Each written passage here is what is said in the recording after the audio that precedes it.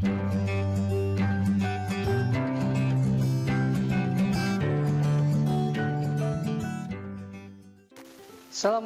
warahmatullahi ta'ala wabarakatuh. Alhamdulillahirrabbilalamin. Wa bihi nasta'inu ala umuri dunya waddin. Wassalatu wassalamu ala asrofil anbiya'i wal mursalin wa ala alihi washabbihi ajmain, amma ba'du. Rabbi shrah li sadri wa yassir li amri wahlul 'uqdatam min lisani yafqahu qawli. Ya Fattahu ya Alim, ya Fattahu ya Alim. Kembali lagi bersama saya Ade Sukurya.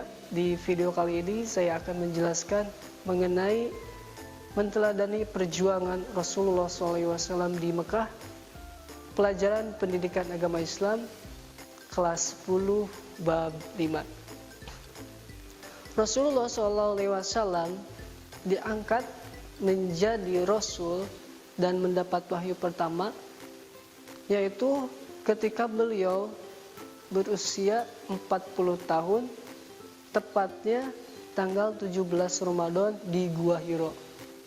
Yang mana ketika itu Nabi Muhammad sedang beruzlah di Gua Hiro, lalu datanglah seorang malaikat Jibril yang menyampaikan wahyu pertamanya. Yang mana wahyu pertamanya itu surah Al-Alaq dari ayat 1 sampai ayat 5. Ketika itu malaikat Jibril menyuruh Kanjeng Nabi Muhammad SAW untuk membaca sampai 3 kali.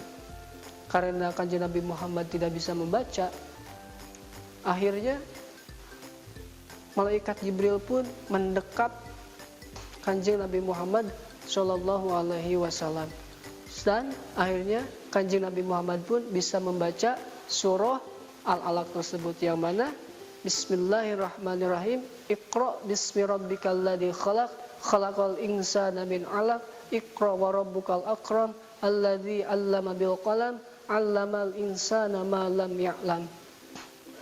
Setelah itu Nabi Muhammad SAW menerima ayat-ayat Al-Quran secara berangsur-angsur dalam kurun waktu selama 23 tahun, yang mana ayat-ayat tersebut selalu disertai dengan asbabun nuzulnya atau sebab turun ayat tersebut.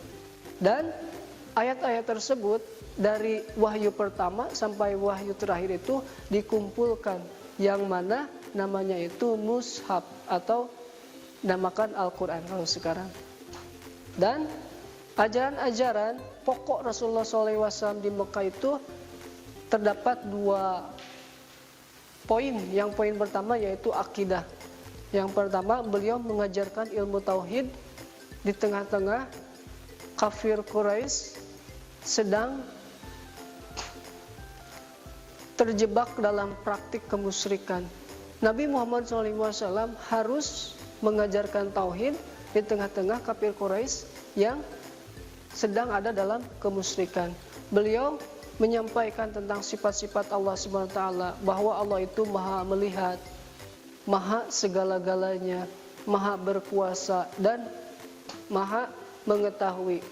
Ajaran tauhid ini berbekas sangat dalam di hati Nabi Muhammad dan para pengikutnya, sehingga menimbulkan keyakinan yang kuat, mapan, dan tak tergoyahkan.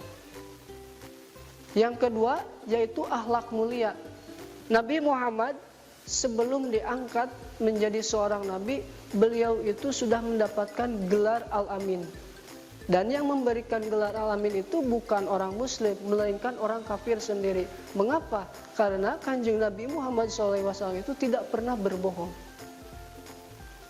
Dan beliau itu mempunyai sifat terpuji seperti suka menolong, meringankan beban orang lain, membangun dan memelihara hubungan kekeluargaan, dan lain sebagainya.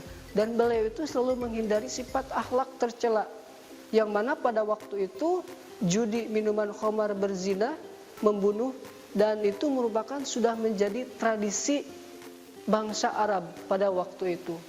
Dan melihat sejarah Kanjeng Nabi Muhammad, salah satu orang barat, beliau itu bukan beragama Islam ya, Michael Hart, dalam bukunya yang berjudul 100 tokoh paling berpengaruh di dunia, beliau menempatkan Rasulullah SAW sebagai manusia tersukses, mengubah perilaku manusia yang biadab menjadi manusia yang beradab.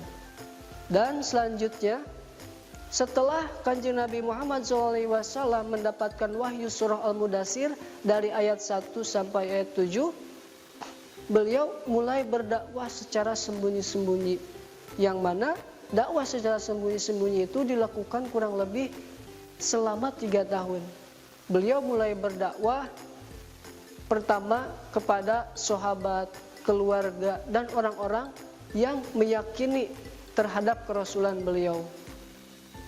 Dan dalam dakwah secara sembunyi-sembunyi itu banyak, baik dari kalangan bangsawan, dari kalangan menengah, kalangan ke atas, dan kalangan termasuk hamba sahaya yang masuk Islam. Di antaranya yaitu Siti Khadijah sebagai istri beliau, Ali bin Abi Thalib, Zaid Abu Bakar As-Siddiq, Utsman bin Affan, Jubair bin Awam, Sa'id bin Abi Waqqas, dan Bilal bin Rabah. Selanjutnya, motif masuk Islam. Orang-orang kafir Quraisy yang memotivasi atau yang memotif orang-orang kafir Quraisy masuk Islam, di antaranya yaitu karena pribadi Nabi Muhammad SAW yang begitu luhur dan agung. Yang kedua, karena ajaran Islam yang rasional, logis, dan universal, dan menghargai hak asasi manusia, memberikan hak yang sama atau adil. Karena pada masa kafir Quraisy itu yang hukum yang digunakan itu adalah hukum rimba. Dan setelah datang agama Islam, maka keadilan pun ditegakkan. Dan setelah itu maka turunlah surah Al-Mudaththir, surah Al-Hijr ayat 94, ayat 94. Setelah itu beliau mulai berdakwah secara terang-terangan. Beliau berdakwah yang pertama yaitu di Bukit Sofa dengan mengumpulkan orang kafir Quraisy dan mengumpulkan keluarga-keluarga beliau. Dan ketika beliau sedang berdakwah, paman beliau Abu Lahab dan Abu Jahal mengolok-olokkan beliau. Dan selanjutnya orang-orang kafir Quraisy menghambat dakwah Nabi Quraisy. Di antaranya cara orang-orang kafir Quraisy menghambat Nabi Muhammad yaitu dengan cara mengejek, mencela, menghujat, dan lain sebagainya, seperti yang sudah dilakukan oleh Abu Lahab dan Abu Jahal. Dan selanjutnya itu datang kepada Abi Thalib sampai 3 kali ya. Ini cara kedua. Orang kafir tersebut datang kepada Abu Thalib sampai 3 kali.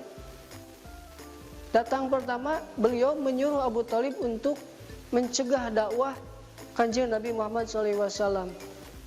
Dan datang kedua, beliau orang-orang kafir Quraisy membawa Umarah bin Al-Walid bin Al-Mughirah untuk ditukarkan dengan Nabi Muhammad SAW. Tujuannya untuk apa? Nabi Muhammad untuk dibunuh, sedangkan Umarah bin Al-Walid bin Al-Mughirah dibiarkan untuk diurus oleh Ali bin Abi Thalib, oleh pamannya. Dan yang ketiga, mengancam Abu Thalib agar mau menghentikan dakwah Nabi, dan jika tidak, maka orang kafir Quraisy tersebut yang akan menghentikannya. Setelah berbagai cara tidak bisa dilaksanakan, maka terakhir cara-cara orang kafir Quraisy yaitu menawarkan tahta, harta, dan wanita. Dan tetap Kanjeng Nabi Muhammad SAW itu tetap berdakwah. Setelah berbagai cara tidak ada manfaatnya, tidak berfaedah, maka orang-orang kafir Quraisy pun mulai menyiksa kepada para sahabat seperti Bilal bin Rabah dan Umayyah. Bentuk penyiksaan Bilal bin Rabah itu yaitu beliau dikubur setengah badan, lalu kepalanya itu ini perjanjian Aqabah. Kerasnya penolakan dan perlawanan kaum Quraisy ini yang menjadi motif perjanjian Aqabah pertama. Dan Kanjeng Nabi Muhammad pun mulai berdakwah kepada kabilah luar Makkah seperti Bani Saqif, Bani Hanifah, Bani Kindah, dan Bani Amir bin Sa'syah. Tapi tetap beliau tidak diterima. Dan akhirnya Isi perjanjian Aqabah tidak menyekutukan Tuhan, tidak mencuri, tidak berzina, tidak membunuh anak-anak, tidak mengumpat, memfitnah, baik di depan ataupun di belakang. Jangan menolak berbuat kebaikan. Nabi menugaskan Mus'ab bin Umar untuk membaca Al-Quran, mengajarkan Islam, serta seluk-beluk agama Islam kepada penduduk Yasrib. Selanjutnya, perjanjian Aqabah kedua. Perjanjian Aqabah kedua berawal dari perziarah Yasrib yang datang ke Mekah dengan jumlah 75 orang. Nabi melakukan pertemuan tertutup ditemani pamannya yaitu Abbas bin Abdul Muttalib. Isi perjanjian Aqabah kedua yakni kami berikrar bahwa kami sudah mendengar dan setia di waktu suka dan duka, di waktu bahagia dan sengsara, kami hanya akan berkata yang benar di mana saja kami berada. Dan di jalan Allah Subhanahu wa taala ini kami tidak gentar terhadap ejekan dan celaan siapapun. Dan setelah itu Nabi meminta 12 pemimpin dengan jumlah 3 dari Aus dan 12 dari Khazraj. Selanjutnya, peristiwa hijrah kaum muslimin. Hijrah terdiri dari dua. Yang pertama adalah hijrah Absina atau Habzi, yang kedua hijrah ke Madinah. Hijrah ke Absina dengan tujuannya itu untuk menghindari penyiksaan dari kaum kafir Quraisy. Yang mana hijrah ke Habzi itu diikuti oleh 15 orang laki-laki dan 4 perempuan. Para sahabat pun mendapatkan lindungan dari Raja Najasyi. Mendengar kota Mekah aman, mereka pun pulang kembali ke Mekah. Tapi penyiksaan itu tambah lebih parah. Kemudian para sahabat pun hijrah yang kedua kali, yang mana hijrah tersebut diikuti oleh 80 laki-laki yang dipimpin oleh Ja'far bin Abi Thalib. Selanjutnya itu hijrah ke Madinah. Setelah kafir Quraisy mengetahui tentang peristiwa ikrar Aqabah kedua, tekanan, intimidasi, dan siksaan terhadap kaum muslimin pun semakin meningkat. Nabi memerintahkan sahabat-sahabatnya untuk hijrah ke Yasrib yang diikuti sekitar 150 orang. Nabi Muhammad SAW ditemani oleh Abu Bakar berhijrah ke Yasrib. Nabi pun menginap di rumah Ummi Kulsum bin Hindun. Di halaman rumahnya Nabi membangun sebuah masjid dan Nabi pun mengganti menjadi Madinatun Nabi atau kota Nabi, atau yang sekarang menjadi Madinatul Munawwarah, yaitu kota yang bercahaya. Dan itu yang dapat saya sampaikan. Mudah-mudahan bermanfaat. Wabillahi taufiq wal hidayah. Wassalamualaikum warahmatullahi taala wabarakatuh. Kunjungi sosial media lainnya seperti website kami di pkbmalfatah.com, Facebook PKB Malfatah Mananjaya, Instagram PKB Malfatah _official. Dan terima kasih telah klik video ini. Jangan lupa like, comment, share, and subscribe untuk menunjukkan dukungan kamu terhadap channel ini.